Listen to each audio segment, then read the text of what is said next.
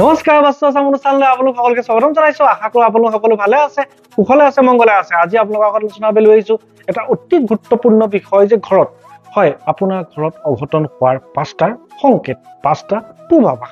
এটা অত্যন্ত গুৰুত্বপূৰ্ণ বিষয়। আমাৰ মূল বিষয়বস্তুলৈ আগবঢ়াৰ আগতে আপোনালোক সকলোকে জনাও যে যিসকল দৰ্শকে আমাৰ ভিডিঅ'টো পোনপ্ৰথমবাৰৰ বাবে চাইছে বা আমাৰ চেনেলটো এতিয়াও ছাবস্ক্ৰাইব কৰা হোৱা নাই, বাস্তু আছাম ইউটিউব চেনেলটো আপোনালোকে ছাবস্ক্ৰাইব কৰিব, কাষত থকা নটিফিকেশ্যন বেলটো টিপিব, অল কৰিব।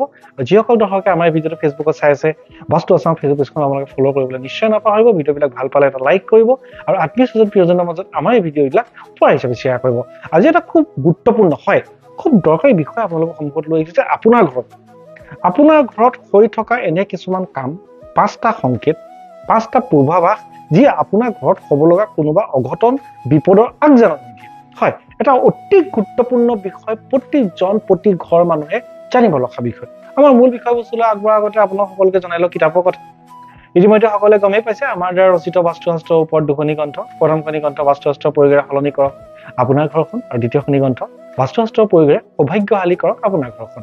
হয়, এই দুখন গ্ৰন্থ বৰ্তমান অনলাইন যোগে এভেইলেবল আছে। অফলাইন যোগে বা অসমৰ কোনো কিতাপৰ বিপণীত আপোনালোকে এই গ্ৰন্থ ক্ৰয় কৰিব পাৰিব। আমাৰ স্ক্ৰীনত যি নম্বৰ দিয়া আছে সেই নম্বৰত ফোন কৰিব নালাগে। হোৱাটছআপ যোগে আপোনাৰ নাম আৰু সম্পূৰ্ণ ঠিকনা আমালৈ প্ৰেৰণ কৰি যোন য'তে আছে নিজ ঘৰত থাকিয়ে আপুনি কিতাপৰ এটা কপি সংগ্ৰহ কৰিব পাৰিব।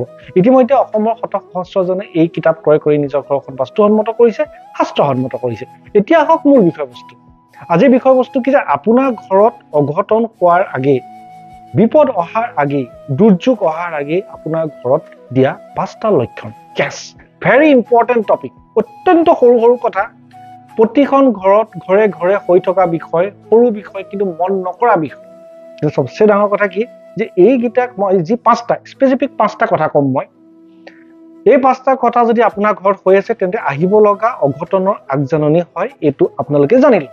চাওক, এটা সম্পূৰ্ণ বাস্তৱিক অভিজ্ঞতাৰ ভিত্তিত আপোনালোকৰ আগত এই ভিডিঅ'টো আগবঢ়াইছো। কাৰণ মই যিকেইটা পইণ্ট আপোনালোকৰ আগত আজি উল্লেখ কৰিম, আমি বাস্তৱিক ক্ষেত্ৰত এই হোৱা দেখা পাইছো, এঘৰ দুঘৰ নহয়, শ ঘৰত। কেছ, কোনকেইটা? 5টা অঘটন হোৱাৰ 5টা আগজাননী বা 5টা লক্ষণ। প্ৰথমটো, যদি আপোনাৰ ঘৰত ইলেক্ট্ৰিকৰ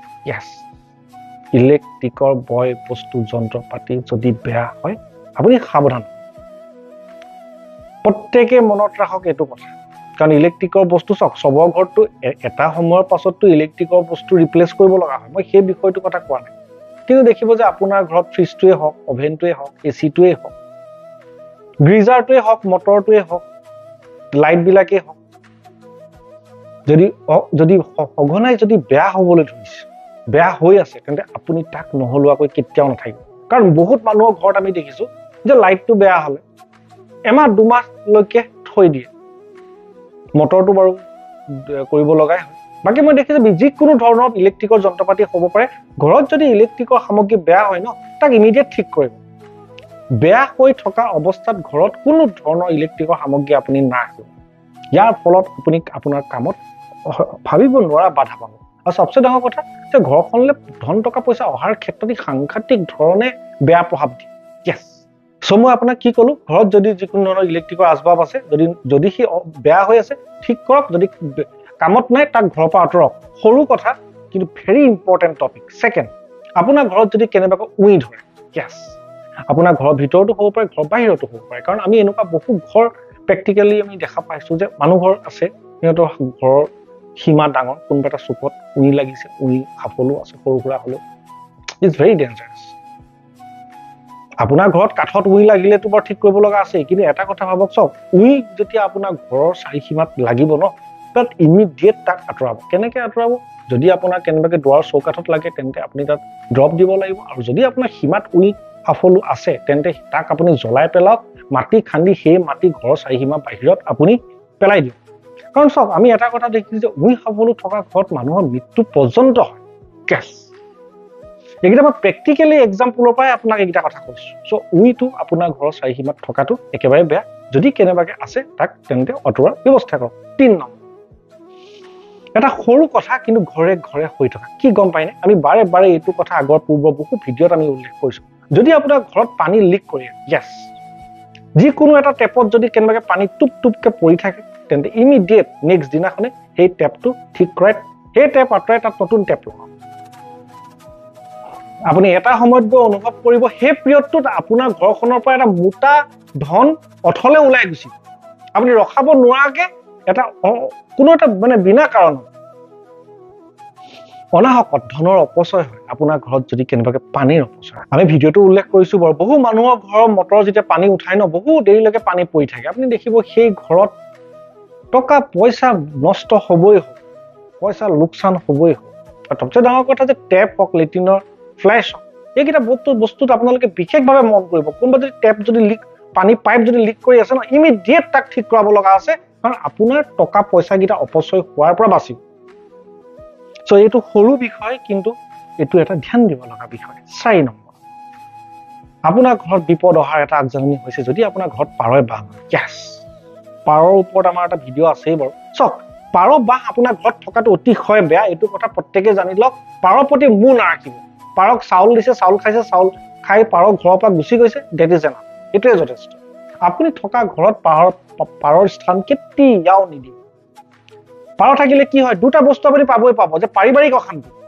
যিমান পাৰ আছে ন যাৰ যাৰ ঘৰত থকা ঘৰখনত পাৰ আছে পাৰিবাৰিক অশান্তি বা বেমাৰ এজাৰ আপুনি পাবই পাব আপুনি হয়তো এখন ঘৰো নাপাব যি ঘৰত পাৰ থাকে থকা ঘৰটোত যদি পাৰ থাকে সেই ঘৰত বেমাৰ বা কাজিয়া নথকা আপুনি হয়তো বিচাৰিলে এখন ঘৰো নাপাব পাৰ আঁতৰক পাৰটো লেতেৰা কৰেই বাৰু লেতেৰাটো এইটো খুবেই আমাৰ বাস্তু শাস্ত্ৰৰ ফালৰ পৰাটো অতিশয় বেয়া বাৰু তথাপিও আমি প্ৰেক্টিকেল অৰ্থত বিশ্বাস কৰক আমি বহু পৰিয়াল পাইছো বিবাহিত দম্পতি পাৰত থকাৰ কাৰণে ডিভোৰ্চ হোৱা বহু কেইঘৰ মানুহ পাইছো সেইকাৰণে আপোনালোক কৈছো পাৰক কেতিয়াও স্থান নিদিব আপোনাৰ ঘৰত 5 নম্বৰ আৰু অন্তিমটো ঘৰলৈ বিপদ অহাৰ এটা সংকেত হৈছে যদি আপোনাৰ ঘৰত লতা বগায় yes এই বিষয়টো প্ৰত্যেকে সাৱধান এইবিলাক কথা সাধাৰণতে মন কাণ কৰা নহয় কাৰণে আজি আমি ভিডিঅ'ৰ মাধ্যমত এইকেইটা কথা আপোনাক আগবঢ়াইছো লতা জাতীয় গছ আপোনাৰ থকা ঘৰখনত কেতিয়াও বগাব দিব নালাগে দুটা কথা মনত ৰাখিব আপোনাৰ ঘৰৰ যিকোনো আপোনাৰ ঘৰৰ বাউণ্ডাৰী ৱালত আৰু আপোনাৰ ঘৰ থকা ঘৰটোত যাতে লতা কেতিয়াও নবগায় ই একমাত্ৰ ঘৰখনক ধাৰ লগায় আপুনি ঘৰত যদি আপুনি কিবা আপুনি বোলে লাও লগাইছে কিবা আপুনি প্ৰয়োজন হলে আপুনি চাং এখন দিয়ক থকা ঘৰখনৰ লগত লগ নলগাব কোমোৰা লগাইছে আপুনি চাং দিয়ক ঘৰৰ পৰা পৃথক বাউণ্ডাৰী ৱালত বাউণ্ডাৰী ফেন্সিং হওক ৱাল হওক বাউণ্ডাৰী ৱালত লতা থকাটো বেয়া আপুনি থকা ঘৰখনত লতা বগোৱাটো বেয়া এই কথাটো সম্পূৰ্ণৰূপে নিশ্চিত হৈ লওক কাৰণ আমি সাধাৰণতে দেখিছো এনেকুৱা ঘৰত যাৰ ঘৰত এয়া হৈ আছে সেই ঘৰত মানুহ ধাৰ নোলোৱা মানুহ হলেও এটা সময়ত কিন্তু ধাৰ লয় লাহে লাহে ধাৰত গৈ পুত খাই থাকে বহুত এক্সাম্পল আছে আমাৰ হাতত সেইকাৰণে আপোনাক কৈছো লতাটো আপুনি থকা ঘৰখনত থকাটো একেবাৰেই আপোনাৰ কাৰণে ভাল নহয় 5টা কোনোবাই ভাবি চাইছে নে যে এই সৰু সৰু 5টা কথাই আপোনাৰ ঘৰখনত আহিব লগা বিপদৰ অঘটনৰ এটা আগজাননী yes যদি এইকেইটা কাম আপোনাৰ ঘৰত হৈ আছে কোনো কথা নাই অনুতি পলমে শুদ্ধ কৰক বেয়া দিন আপোনাৰ জীৱনত কেতিয়াও নাই সব আমি সকলোৱে ভালটো বিচাৰো কিন্তু ভালটো বিনা কষ্টত বিনা পৰিশ্ৰমত আমাৰ জীৱনত কেতিয়াও নাই ভাল হ'বলৈ হলে আমি ৰাইট প্ৰচেছৰ মাজেদি যাব লগা হয় শুদ্ধটো জানিব লগা হয় অশুদ্ধটো নকৰিবলগীয়া হয় শুদ্ধটো কৰিলেহে আমি জীৱনত বিচৰা ধৰণে ভাল হয় আশা কৰোঁ আজি ভিডিঅ'টোৰ মাধ্যমত কেইটামান অতি সৰু কিন্তু অত্যন্ত দৰকাৰী বিষয় আপোনালোক জনাব পাৰিলো যিমান পাৰে ভিডিঅ'টো শ্বেয়াৰ কৰক অসমৰ চুকে কাৰণে শ্বেয়াৰ কৰক যিমানেই মানুহে জানিব সিমানেই মানুহ উপকৃত হ'ব বাস্তু আছাম ইউটিউব চেনেলটো যদি এতিয়ালৈকে ছাবস্ক্ৰাইব কৰা নাই ছাবস্ক্ৰাইব কৰিব ফেচবুক পেজখন যদি ফ'ল' কৰা হোৱা নাই ফ'ল' কৰিবলৈ নিশ্চয় নাপাহৰিব আমাৰ সত্যবৰ্গিত গ্ৰন্থখনি যিসকল দৰ্শকে এতিয়াও এটা কপি ক্ৰয় কৰা নাই আমাৰ স্ক্ৰীণত দিয়া নাম্বাৰ হোৱাটছআপ যোগে আপোনাৰ নাম আৰু সম্পূৰ্ণ ঠিকনা আমালৈ প্ৰেৰণ কৰি যোন য'তেই আছে নিজ ঘৰত থাকিয়ে আপুনি কিতাপৰ এটা কপি সংগ্ৰহ কৰিব পাৰিব ভিডিঅ'টো ভাল পালে এটা লাইক কৰিব আপোনালোকৰ প্ৰশ্ন মতামত উপদেশ কমেণ্ট যোগে আগবঢ়াব আৰু আত্মীয় স্বজন প্ৰিয়জনৰ মাজত আমাৰ এই ভিডিঅ'টো উপহাৰ হিচাপে শ্বেয়াৰ কৰিব ধন্যবাদ